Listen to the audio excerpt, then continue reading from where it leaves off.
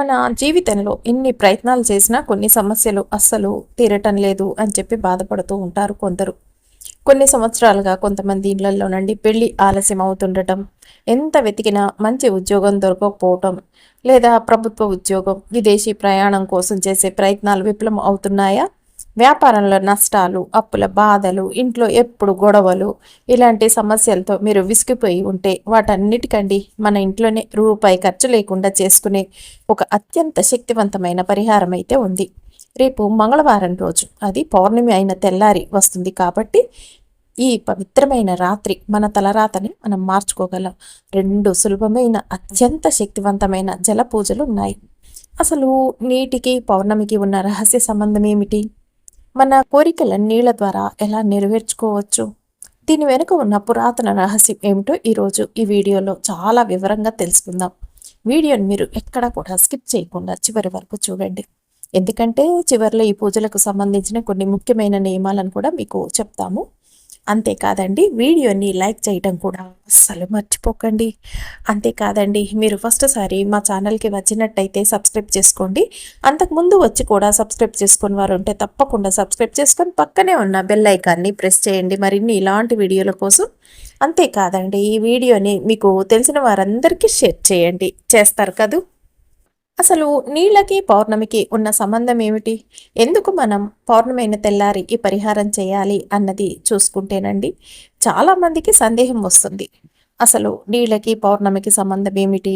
మన పెద్దలు నీళ్లతో పూజలు ఎందుకు చేయమంటున్నారు? దీని వెనుక అటు సైన్స్ ఇటు ఆధ్యాత్మికత రెండూ ఉన్నాయి. మొదటిది ఏంటంటే గురుత్వాకర్షణ శక్తి. పౌర్ణమి నాడు చంద్రుడి గురుత్వాకర్షణ శక్తి భూమిపై చాలా బలంగా ఉంటుంది. ఆ తెల్లారి కూడా అదే విధంగా ఉంటుంది. అందుకే సముద్రంలో పెద్ద పెద్ద అలలు ఎగిసిపడుతూ ఉంటాయి. విచిత్రం ఏమిటంటే మన మానవ శరీరంలో కూడా దాదాపు 70% నీరే ఉంటుంది. సముద్రపు నీటిని కదిలించగల ఆ చంద్రుని శక్తి మన శరీరంలోని నీటిని, తద్వారా మన మనసులో ఆలోచనలను కూడా తీవ్రంగా ప్రభావితం చేస్తుంది.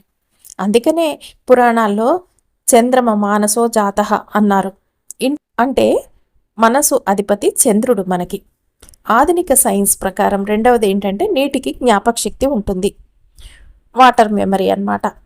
ఆధునిక సైన్స్ నిరూపించిన నిజం ఏమిటంటే ఈ నీటికండి వినే గ్రహించే శక్తి ఉంటుంది. మనం నీటిని చూసి మాట్లాడే మాటలు, మన ఆలోచనల యొక్క వైబ్రేషన్స్ నీరు రికార్డ్ చేసుకుంటుంది. ఈ పౌర్ణమి నుంచండి, పౌర్ణమి అయిన తర్వాత 3 రోజులు కూడా రాత్రిపూట ప్రకృతిలో సానుకూల శక్తి అంటే పాజిటివ్ ఎనర్జీ చాలా ఎక్కువగా ఉంటుంది.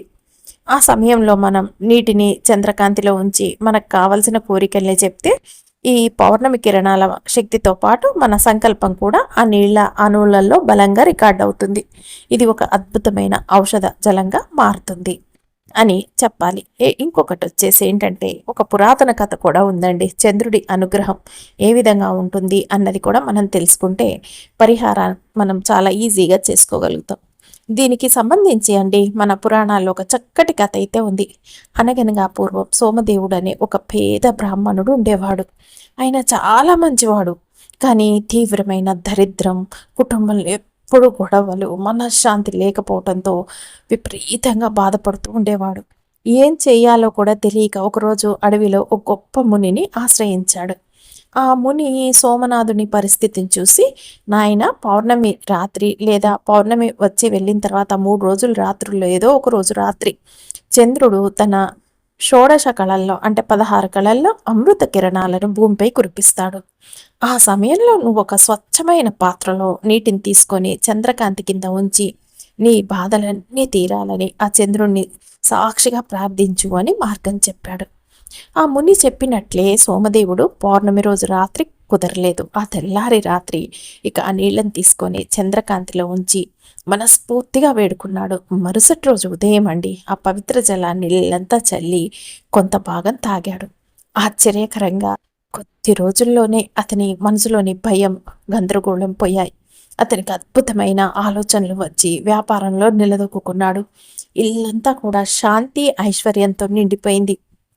ఆ నమ్మకంతోనే నేటికి మనం పౌర్ణమి జల పూజల్ని చేసుకుంటున్నాం అని కూడా మనం ఇక్కడ చెప్పుకోవాలి.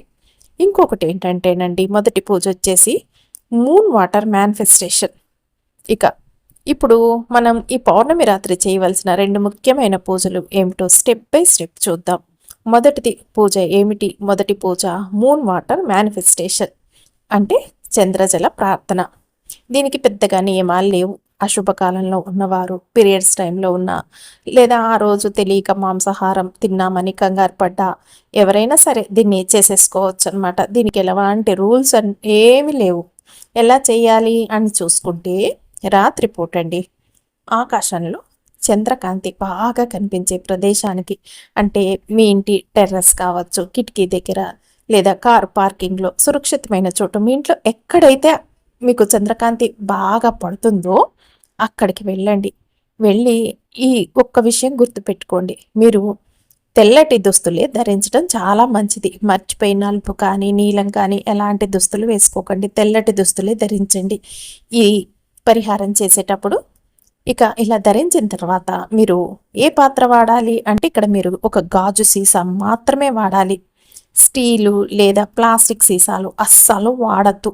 ఎందుకంటే ప్లాస్టిక్ నెగిటివ్ ఎనర్జీని ఇస్తుంది, కానీ గాజు పాత్ర మాత్రమే చంద్రుని కిరణాల శక్తిని స్వచ్ఛంగా లోపలికి పంపిస్తుంది అన్నమాట. విధానం అండి, ఇంకా ఆ గాజు సీసాలో నీరు నింపి మూత తీసి ఉంచండి. దీన్ని మీరు ఒంటరిగా చేయొచ్చు, లేదా ఇంట్లో 4-5 కలిసి అమ్మ నాన్న పిల్లలు అందరు కలిసి కూడా చేతులతో ఈ సీసాను పట్టుకొని చేసుకోవచ్చు. కోరికలు ఎలా కోరాలి? నీటిని చేతిలో పట్టుకొని మీ కోరికలన్నీ ఆ నీటికి చెప్పండి. ఇక్కడే ఒక రహస్యం ఉంది. నాకు ఉద్యోగం రావాలి అని కాకుండా, నాకు మంచి ఉద్యోగం వచ్చినందుకు ధన్యవాదాలని పాజిటివ్గా చెప్పండి. ఆ తర్వాత చంద్రుడికి కృతజ్ఞతలు తెలిపి సీసా మూత మూసి రాత్రంతా చంద్రకాంతిలోనే ఉంచేయండి. మీకు ఉద్యోగం అయితే ఉద్యోగం, మీకు ఏ సమస్యలు ఉంటే ఆ సమస్యలండి. ఉద్యోగం అని మాత్రమే కాదు, మీకున్న సమస్యల్లో ఏ సమస్య అయినా పర్వాలేదు చెప్పేసుకోవాలన్నమాట. ఆ గాజు సీసా మీద మూత ఏ స్టీల్దైనా పర్లే, ప్లాస్టిక్దైనా పర్లే, కాకపోతే సీసా మటుకు గాజు సీసా కావాలి మనకి ఇక్కడ. ఇక తర్వాత మీరు రాత్రంతా మూత మూసేసి చంద్రకాంతిలో ఉంచేసేయండి. మరుసటి రోజు ఉదయం మీరు నిద్ర లేచిన తర్వాత బ్రష్ చేసుకొని తాగే మొదటి నీరు ఆ నీరే అయి ఉండాలి. ఒకరు చేస్తే ఒకరే తాగాలి, నలుగురు కలిసి చేస్తే నలుగురు పంచుకొని తాగాలి. ఇది మొట్టమొదటి పూజ అండి. ఇక రెండవ పూజ, ఇది మనం ధనప్రాప్తి ఐశ్వర్యం గురించి కాబట్టి కాస్త మీరు ఏ విధంగా చేయాలి అంటే కనుక, ఈ రెండవ పూజ వచ్చేసి ఈశాన్య మూల పూజ అని కూడా అంటారు. ఇక ధనలాభం కోసం చేసే పూజలు కాబట్టి దీనికి ఖచ్చితంగా నియమాలు అయితే మనం పాటించాలి. పరిశుభ్రంగా పవిత్రంగా ఉన్నవారు మాత్రమే చేయాలి. ఈరోజు మాంసాహారం తినకూడదు, పీరియడ్స్లో ఉన్న చేయకూడదు, అశుభాలున్న చేయకూడదు. మనకు కావాల్సిన వస్తువులు ఒక గాజు గ్లాసు లేదా ఒక గాజు బౌల్ లేదా సిరామిక్ కప్ అయినా తీసుకోండి. సమయం అంటే దీనికి ప్రత్యేకమైన ముహూర్తం అంటే ఏమీ లేదు. రాత్రంతా ఉంటుంది కాబట్టి మీరు రాత్రి 10 గంటల నుంచి లేదా 11 గంటలకైనా మీ పూజా గదిలోనే దీన్ని చేయాలన్నమాట. మీకు అంతకంటే తొందరగా ముందే చేసుకుంటామంటే మీరు 9 గంటలప్పుడైనా సరే ఈ పూజని మీరు రాత్రిపూట చేసేసుకోవచ్చు. విధానం, ఈ గాజు గ్లాసులో మంచి నీళ్లు తీసుకోండి.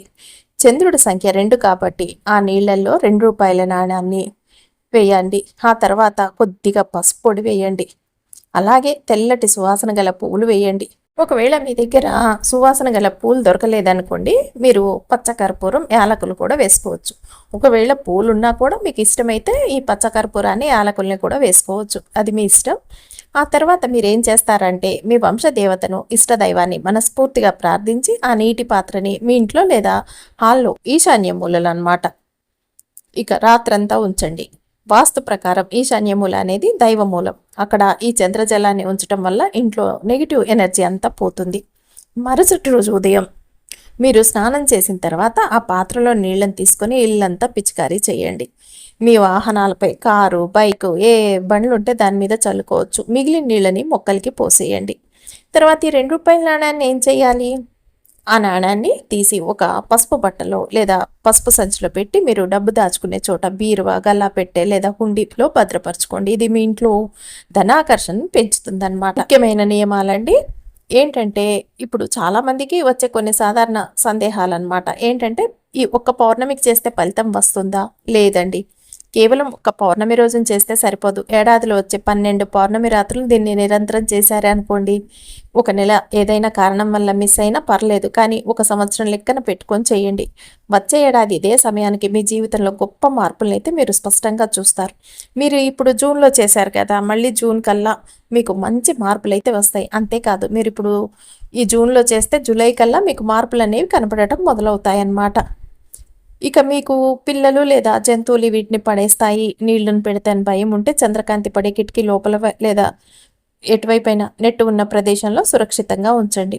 వీలైతే ఈ 2 పూజలు చేయాలా అన్న డౌట్ వస్తే వీలైతే 2 చేయండి, లేదా ఏదో ఒకటైనా నమ్మకంతో చేయండి. తప్పకుండా ఫలితం ఉంటుంది.